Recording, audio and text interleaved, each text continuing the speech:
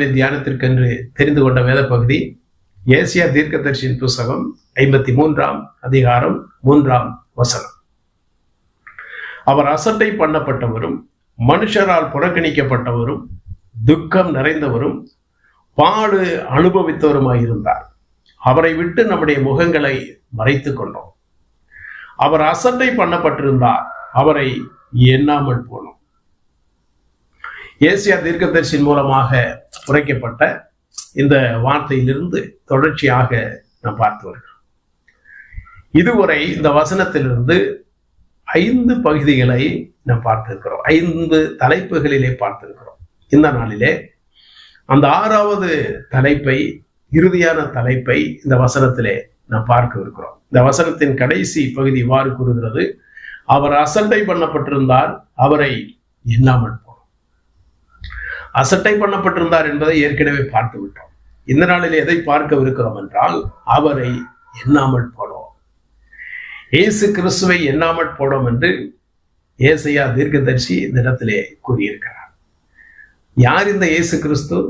அவர் உலக தோற்றத்துக்கு முன்பதாகவே உங்களுக்காக, எனக்காக முன்குறிக்கப்பட்ட ஒரு இரட்சகர், ஒரு மீட்பர்.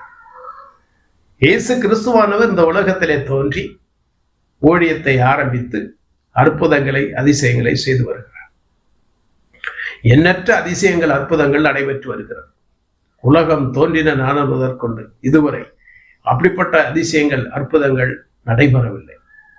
இவைகளை எல்லாம் யூதர்கள் பார்த்து கொண்டு வருகிறார்கள். இயேசு கிறிஸ்து யார்? அவர் யூத குலத்திலே தோன்றினவர். இஸ்ரவேலின் 12 கோத்திரங்களில் ஒன்றான யூத கோத்திரத்தில் அவர் வெளிப்பட்டவர்.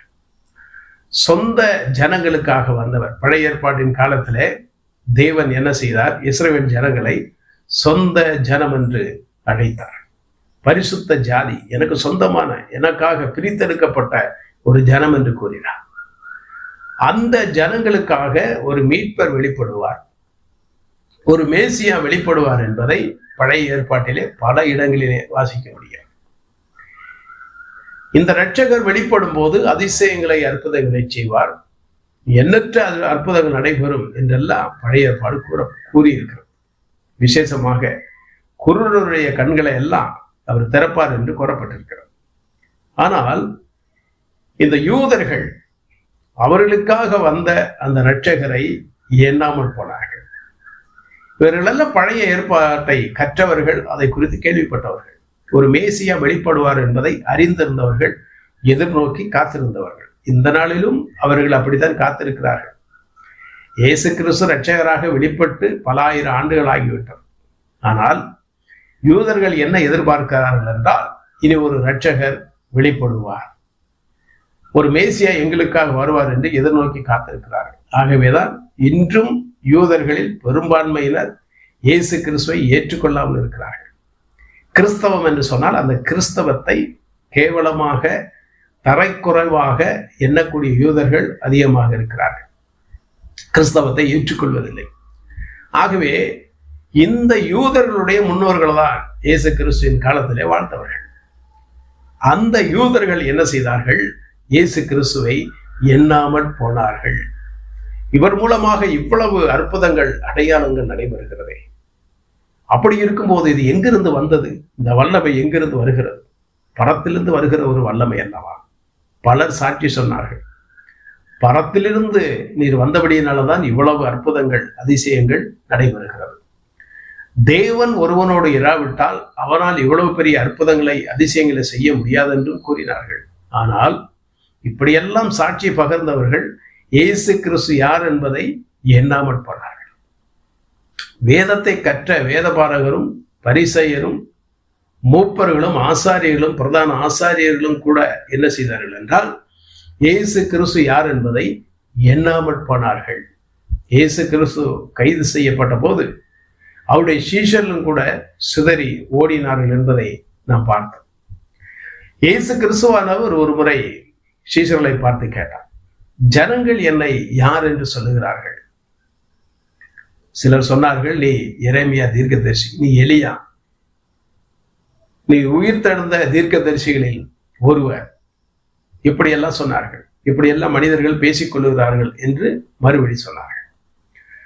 பேதுருவை பார்த்து இயேசு கிறிஸ்து கேட்டார், பேதுருவே, சீமோன் குமாரனாகிய பேதுருவே, நீ என்னை குறித்து என்ன நினைக்கிறாய்? என்ன எண்ணுகிறாய்?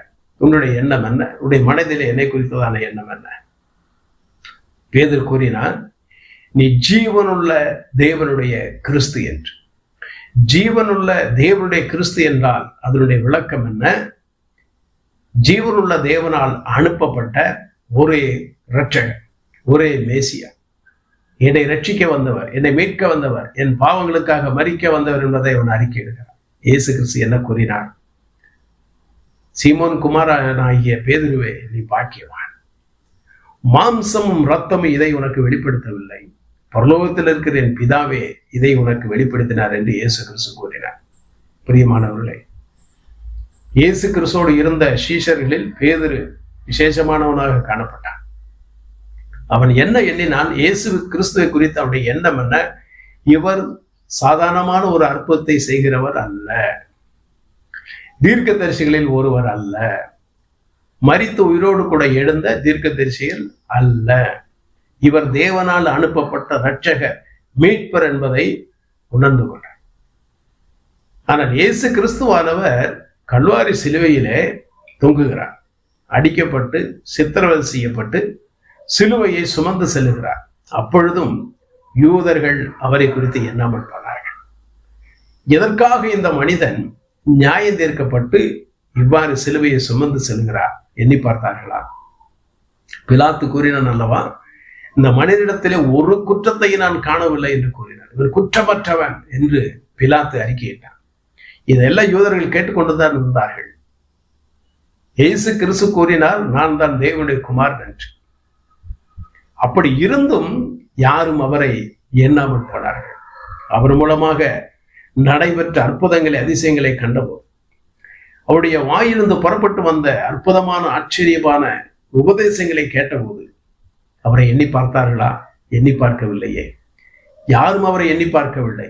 ஏதோ தற்காலிகமான ஒரு அற்புதம் நடைபெறுகிறது, நமக்கு சுகம் கிடைக்கிறது, அது மட்டும் நமக்கு போதும். இந்த நாட்களில் அநேகர் அப்படித்தான் இருக்கிறார்கள். அற்புதங்கள், அதிசயங்கள் கிடைத்தால் மட்டும் போதும். ஆனால் இயேசு கிறிஸ்து யார் என்பதை எண்ணி பார்ப்பதில்லை. எண்ணி பார்த்திருந்தால் அவரை நேசித்திருப்பார்களே, அவரை ஏற்றுக்கொண்டிருப்பார்களே, அந்த இயேசு கிறிஸ்து ஒருவர் தான் இரட்சகர் என்பதை அறிக்கையிட்டிருப்பார்களே. பிரியமான தேவ ஜனமே, அவரை ஆராதிக்க வந்திருக்கிறனா, அவரை ஆராதிக்க கூடியிருக்கிறனா, யூதர்களை விட பாக்கியவான்களாக இருக்கிறோம். தேவனுடைய சொந்த ஜனம் என்று அழைக்கப்பட்ட யூதர்களை விட பாக்கியவான்களாக இருக்கிறோம். எப்படி என்றால், இயேசு கிறிஸ்துவான நேரடியாக தோன்றி யூதர்களுக்கு காட்சியளித்தார், அவர்களோடு சஞ்சரித்தார், அவர்களோடு உலாவினார், அவர்கள் மத்தியிலே அற்புதங்களை, அதிசயங்களை செய்தார். ஆனால் அந்த யூதர்கள் அவரை எண்ணாமல் போனார்கள். இவர் யார் என்பதை எண்ணி பார்த்து அடையாளம் கண்டு அவரை ஏற்றுக்கொள்ளாமல் புறக்கணித்தார்கள். ஆனால் நீங்களும் நானும் அப்படி அல்ல. நீங்களும் நானும் யூத குலத்தில் தோன்றினவர்கள் அல்ல, புறஜாதிகளுடைய வரிசையிலே வந்தவர்கள். ஆனால் நீங்களும் நானும் அந்த இயேசு கிறிஸ்துவை ஏற்றுக்கொண்டிருக்கிறோம். அவர் மூலமாக பிதாவாகிய தேவனை ஆராதிக்க வந்திருக்கிறோம். எப்படி என்றால், இது நம்முடைய திறமை அல்ல, தேவன் நமக்கு இதை வெளிப்படுத்தி இருக்கிறார். இப்ப நீங்களும் நானும் இயேசு கிறிஸ்துவை கண்டதில்லை, அவரை பார்த்ததில்லை, ஆனால் அவரை குறித்து எண்ணி பார்த்தோம்.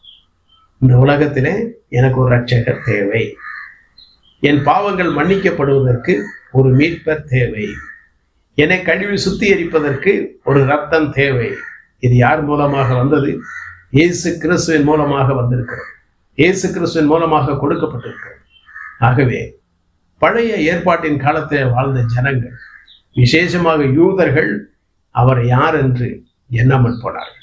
ஆனால் நீங்களும் நானும் அவரை எண்ணி பார்த்தோம். எவ்வளவு பாக்கியவான்களாக இருக்கிறோம், எவ்வளவு ஆசீர்வதிக்கப்பட்ட ஒரு கூட்டமாக இருக்கிறோம். இந்த நாட்களில் சுவிசேஷத்தை அறிவிக்கும்படி கிராமங்களுக்கு செல்லும் போது, வீடுகள் தோறும் செல்லும் போது, பல இடங்களுக்கு சென்று சுவிசேஷத்தை அறிவிக்கும் போது புறஜாதியார் என்ன செய்கிறார்கள்? இயேசு கிறிஸ்து என்ற பெயரை கேட்டவுடனே அப்படியே புறக்கணிக்கிறார்கள், எதிராக பேசுகிறார்கள். காரணம் என்ன? அவர்களுக்காக வாசற்படி வரை வந்து நிற்கிற அந்த இயேசு கிறிஸ்து யார் என்பதை அவர்கள் எண்ணாமல் போகிறார்கள். அவர் கொடுக்கப்படுகிற வேதாகமத்தை வாசித்து பார்த்து, அல்லது கைப்பிரதைகளை வாசித்து பார்த்து, அல்லது நேரடியாக சுவிசேஷத்தை அறிவிக்கும் போது அதை கேட்டு இயேசு கிறிஸ்து யார் என்பதை எண்ணாமல் போகிறார்கள். இதனால் என்ன நடைபெறுகிறது? இயேசு கிறிஸ்துவை எண்ணாமல் போனவருடைய கதி என்னவாக இருக்கும்? அவருடைய முடிவு பயங்கரமாக இருக்கும். நீங்களும் நானும் தாழ்மையில் இருந்தபோது நம்மை எண்ணி பார்த்தாரே. நம்முடைய பாவங்களை, அக்கிரமங்களை நாம் அதிகரிக்க பண்ணின போது அவர் நம்மை எண்ணி பார்த்தாரே.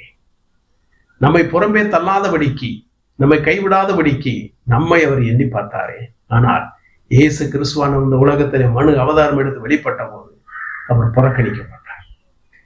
அவரை எண்ணாமல் போனோம் என்று வேதம் கூறுகிறது. ஆனால் நீங்களும் நானும் அவரை எண்ணி பார்த்து ஒவ்வொரு வாரமும் அந்த ஞாயிற்றுக்கிழமை வந்து விட்டாலே விரைந்து ஓடி வருகிறோம். எதற்காக? அவரை எண்ணி பார்க்கிறோம். என்னை ரட்சித்தவரை, என்னை மீட்ட கொண்டவரை நான் ஆராதிக்க வேண்டும். அவர் மூலமாக பிதாவைய தேவனை நான் ஸ்தோத்தரிக்க வேண்டும் என்று அவளோடு கூட கடந்து வருகிறோம் அல்லவா? இப்படிப்பட்ட மிகப்பெரிய ஒரு ஆசீர்வாதத்தை இயேசு கிறிஸ்துவை நாம் நேரடியாக பார்க்காவிட்டாலும் நம்முடைய மன கண்களால் அவரை கண்டு அவரை எண்ணி பார்க்கக்கூடிய கிருபையை உங்களுக்கும் எனக்கும் தந்த அந்த பிதாவாகிய தேவனை நோக்கி நன்றி என்று கூறுவோம். நமக்கு முன்பாக வைக்கப்பட்டிருக்கிற இந்த அப்பத்தை, இந்த ரசத்தை நாம் பார்க்கும்போது இயேசு கிறிஸ்து எனக்காக அடிக்கப்பட்டவர் என்பதை எண்ணி பார்க்கிறோமே. எனக்காக நொறுக்கப்பட்டார். அவருடைய சரீரம் சின்னாபின்னமாக்கப்பட்டது, அவருடைய ரத்தம் சிந்தப்பட்டது என்பதை எண்ணி பார்க்கிறோமே.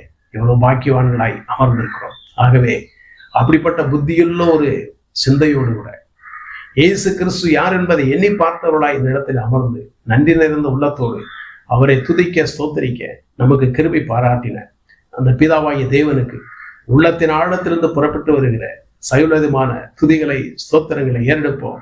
கர்த்தருடைய நாமம் மகிமைப்படுவதாக. ஆமென்.